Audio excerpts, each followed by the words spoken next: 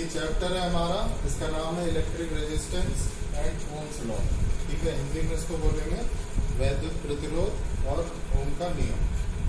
इसमें जो पहली हेडिंग है वो है इलेक्ट्रिक करंट। इलेक्ट्रिक करंट के बारे में 10th में थोड़ा बहुत पढ़ा है, उसी को थोड़ा और आगे ले जाकर यहाँ पर बात करेंगे। सबसे पहले इसकी डेफिनेशन हो जाएगी।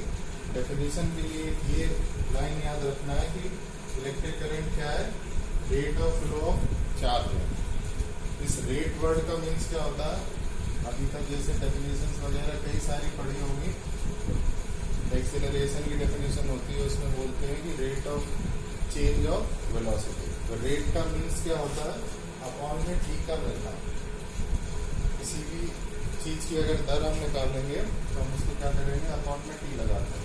तो रेट ऑफ फ्लो किसका है, चार्ज का। चार्ज को भी हम किस नाम से जानते हैं, क्यू से जानते हैं। क्यू इज इक्वल टू क्या होता है, एन ही होता है। एन क्या होता है, नंबर ऑफ इलेक्ट्रॉन्स, और ई चार्ज ऑन इलेक्ट्रॉन। तो according to the definition of electric current क्या है, rate of flow of charge है। I is equal to Q upon T. अब यूनिट के बारे में बात करेंगे तो जो यूनिट होगा वो क्या हो जाएगा, क्यू का यूनिट क्या होता है, कूलम, और टी का यूनिट क्या होता है, सेकेंड। ठीक है, तो कूलम पर सेकेंड, और इसी कूलम पर सेकेंड को हम लोग क्या बोलते हैं, 1 एम्पीयर। ठीक है, तो जो करंट का स्टैंडर्ड यूनिट है वो क्या है, एम्पीयर है, और ये बना कहाँ से है, कूलम पर सेकेंड से बना। ठीक है, इसके आगे क्या लिखा हुआ है, दूसरा जो हमारा है पॉइंट, वो क्या कह रहा है, electric current is a scalar quantity. ठीक है, इसका मतलब क्या है कि जो वैद्युत धारा है हमारी वो क्या है, एक स्केलर क्वांटिटी है। स्केलर का मीन्स क्या होता है, अदिश राशि। सदिश राशि और अदिश राशि। सदिश का मतलब होता है दिशा के साथ, और अदिश का मतलब होता है दिशा के बिना। तो ये क्या है, दिशा के बिना है। इसका मतलब क्या है कि जो इलेक्ट्रिक करंट होता है उसकी कोई भी दिशा नहीं होती है। ठीक है, उसी का यहाँ पर एग्जाम्पल ये बना हुआ है कि अगर 3 एम्पीयर करंट इधर से आ रहा है, 2 एम्पीयर इधर से आ रहा है, तो ये दोनों मिलकर कितना एम्पीयर करंट बना रहा है, 5 एम्पीयर का करंट बना रहा है। क्योंकि यहाँ पर सीधा सीधा सिंपल एडिशन फॉलो हो रहा है, वेक्टर एडिशन नहीं हो रहा है। तो हम यहाँ पर कह सकते हैं कि जो करंट है वो क्या होता है, स्केलर क्वांटिटी होता है। ठीक है, और इसकी कोई भी दिशा क्या होगी, निश्चित नहीं होगी। और एग्जांपल ले लेते हैं, जैसे ये कोई वायर है, इसमें करंट यहाँ पर फ्लो हो रहा है 2 एम्पीयर, यहाँ पर भी आते आते क्या रहेगा, 2 एम्पीयर ही रहेगा, और यहाँ से यहाँ क्या हो जाएगा, मुड़ जाएगा, क्या रहेगा, 2 एम्पीयर ही रहेगा। तो इसका मतलब क्या है, ये जो 2 एम्पीयर है इसका कोई भी निश्चित दिशा नहीं है। और जिस चीज की निश्चित दिशा नहीं होती है वो चीज क्या होगी, स्केलर क्वांटिटी होगी। ठीक है, आगे इसमें नेक्स्ट हेडिंग है करंट डेंसिटी। करंट डेंसिटी को हम लोग हिंदी में बोलते हैं धारा घनत्व। ठीक है, करंट को धारा और डेंसिटी को घनत्व। इसका डेफिनेशन क्या है कि करंट पर यूनिट एरिया। ये सिर्फ याद रखने वाला डेफिनेशन है, बाकी इसका डेफिनेशन थोड़ा लंबा है और उसका कुछ मतलब भी है। ठीक है, तो याद रखने के लिए इतना काफी है, करंट पर यूनिट एरिया। जैसे rate of flow of charge Q upon T, वैसे ही current per unit area I upon A। इसको हम लोग J से रिप्रेजेंट करते हैं। J इज इक्वल टू क्या होगा, I अपॉन A हो जाएगा। यूनिट इसकी क्या बनेगी जाके, एम्पीयर पर मीटर स्क्वायर। ठीक है, यहाँ तक कोई दिक्कत नहीं। तो जो इसकी डेफिनेशन है वो हम पढ़ के सुना दे रहे हैं। इसमें कह रहा था current density at a point in a conductor. तो जो भी हम कंडक्टर ले रहे हैं उसकी जो करंट डेंसिटी होगी, ऊर्जा घनत्व होगा, at a point in a conductor, किसी चालक के बिंदु पर, is the ratio of current, वो क्या है, अनुपात है, of the current at that point of the conductor. अनुपात है धारा का, कहाँ पर, उसी बिंदु पर कंडक्टर में, to the area of cross section, अनुप्रस्थ काट के क्षेत्रफल से, of the conductor at that point, उसी बिंदु पर। तो यहाँ पर 3 बार एक पॉइंट यूज हो रहा है, एट दैट पॉइंट।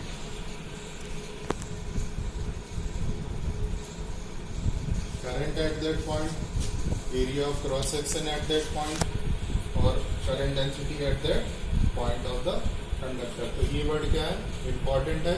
और इसी वर्ड के इम्पोर्टेंस से स्केलर से करंट डेंसिटी क्या हो रही है, वेक्टर क्वांटिटी हो रही है।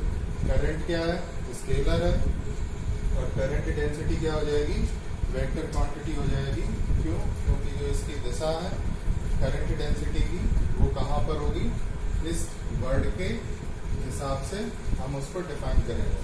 आगे इसमें लिखा है it is a vector quantity the direction of current density at that point is the direction of motion of positive charge at that point. ये एट दैट पॉइंट वर्ड अभी तक 5 से 6 बार आ चुका है। तो करंट डेंसिटी का जो डायरेक्शन होगा वो किसके द्वारा डिटरमाइन किया जाएगा, पॉजिटिव चार्ज के द्वारा डिटरमाइन किया जाएगा एट दैट पॉइंट, उस पर्टिकुलर बिंदु पर। इसका यूनिट क्या हो जाएगा, एम्पियर पर मीटर स्क्वायर हो जाएगा। डायमेंशन की बात करेंगे तो क्या हो जाएगा, एम्पियर का एक और इसका L2 L माइनस 2 हो जाएगा। ये क्या हो जाएगी, इसकी डेफिनेशन हो जाएगी। और नेक्स्ट हेडिंग है हमारी flow of electric charges in a metallic conductor. Metallic conductor, metallic का मतलब क्या, मेटल हो गया, जो मेटल से बना हुआ कोई भी चालक है तो वो मेटेलिक कंडक्टर हो जाएगा। मेटल के बारे में हम लोग क्या जानते हैं कि ये क्या होते हैं, गुड कंडक्टर होते हैं। किसके, इलेक्ट्रिसिटी हो या हीट हो। तो यहाँ पर हम इलेक्ट्रिसिटी की बात कर रहे हैं, मतलब जो धातु होते हैं वो ऊष्मा के सुचालक होते हैं, चालक होते हैं। तो मेटल की जो प्रॉपर्टी होती है, मेटल की प्रॉपर्टी क्या होती है, इनके पास होते हैं फ्री इलेक्ट्रॉन्स। फ्री इलेक्ट्रॉन्स क्या करते हैं, ये आवेश को एक जगह से दूसरी जगह पर ले जाने का काम करते हैं। चार्ज को क्या कराएंगे, ये लोग फ्लो कराने का काम करते हैं। और उस फ्लो ऑफ चार्ज का अगर हम रेट निकाल लें, समय के साथ उसका क्या कर दे, डिवाइड कर दे, तो हमारा क्या बन जाता है, इलेक्ट्रिक करंट बन जाता है। वही यहाँ पर क्या है लिखा हुआ है, flow of electric charges in metallic conductor. Metallic conductor क्या होता है, गुड कंडक्टर होता है इलेक्ट्रिसिटी। इसके पास क्या होते हैं, फ्री इलेक्ट्रॉन्स उपस्थित होते हैं।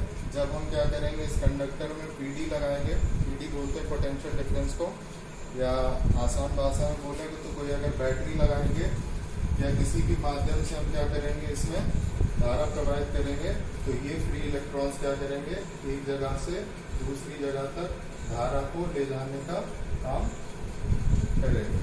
ठीक है, तो कोई भी अगर पूछे कि धारा का प्रवाह किनकी वजह से होता है, तो वो किसकी वजह से होता है, फ्री इलेक्ट्रॉन्स की वजह से होता है। फ्री इलेक्ट्रॉन कहाँ पाए जाते हैं, जो मेटल होता है उसके पास क्या होते हैं, फ्री इलेक्ट्रॉन्स होते हैं। ठीक है, अब अगर ये कहे कि जो गुड कंडक्टर होते हैं उन्हीं में धारा प्रवाहित होती है, बैड कंडक्टर या इंसुलेटर होंगे उनमें धारा क्यों प्रवाहित नहीं होती है। तो बैड कंडक्टर हो या इंसुलेटर हो, उसमें धारा प्रवाह ना होने का कारण यही है कि उसके पास क्या नहीं होते हैं, फ्री इलेक्ट्रॉन्स नहीं होते हैं। ठीक है, इसके बाद इसमें mean free path, relaxation time and drift velocity. ठीक है, इससे पहले कि यहाँ पर क्वेश्चन करेंगे, ये इलेक्ट्रिक करंट से रिलेटेड है। हम लोग सभी लोग जानते हैं कि जो यहाँ पर अभी अभी देखा है कि एम्पियर इज इक्वल टू क्या है, कूलाम पर सेकंड है।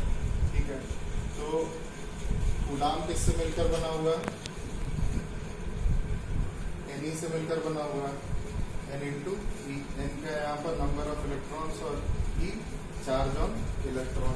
चार्ज ऑन इलेक्ट्रॉन कितना होता है, 1.6 into 10 to the power -19 coulomb.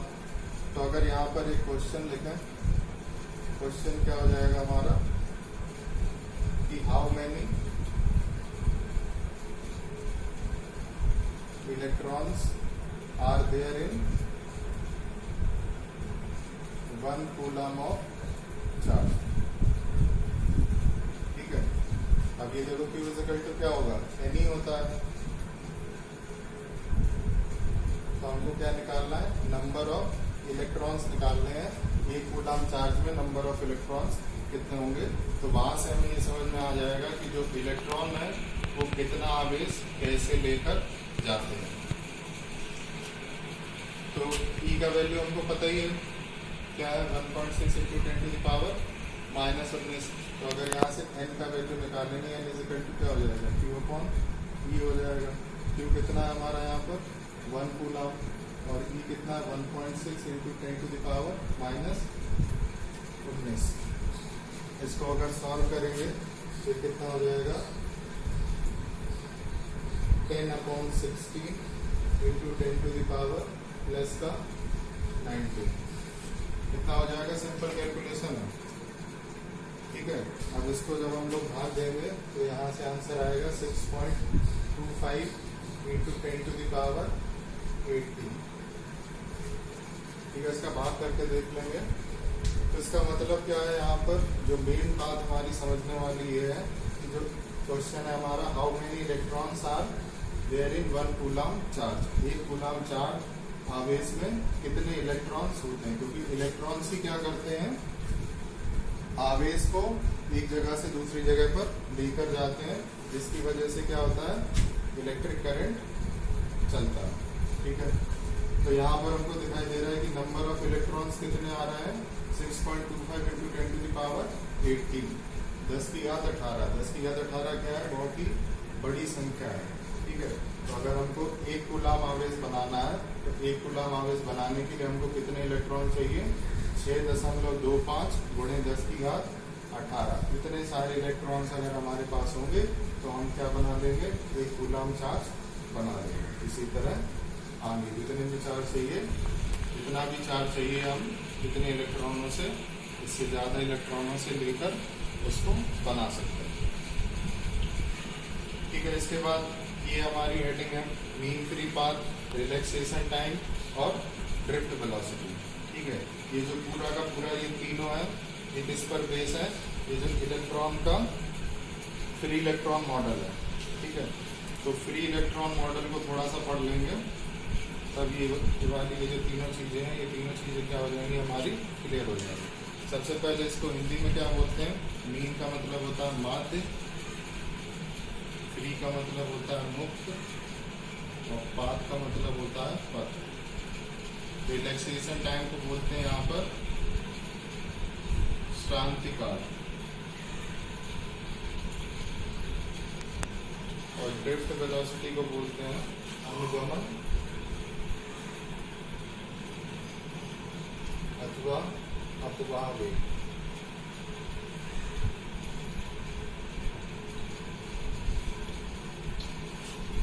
Pause करो।